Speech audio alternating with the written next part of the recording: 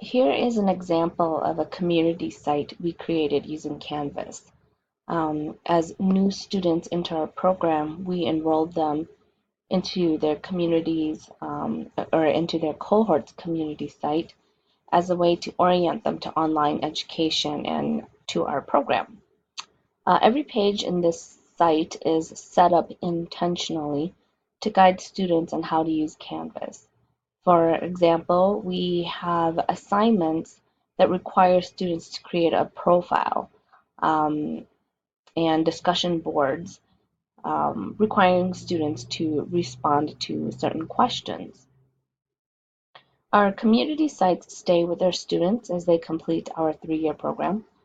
We encourage our students to voice concerns, ask questions, program questions, etc. in a discussion forum we created especially for that purpose called the DSW Program Forum, which you see here.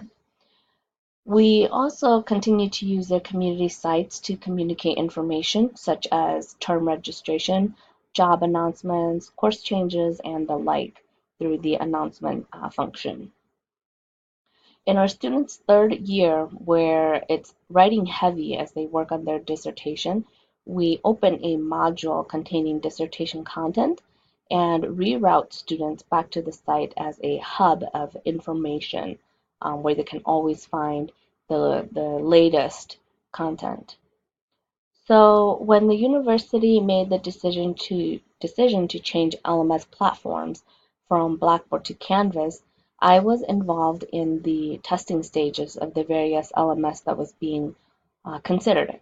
I can't remember all of them, but they included D2L, Moodle, and Canvas, 3 of the most widely used or popular LMS used in higher education. Obviously, Canvas came out as the top contender because of its ease of use or user friendliness. So far, I don't have any major complaints about Canvas.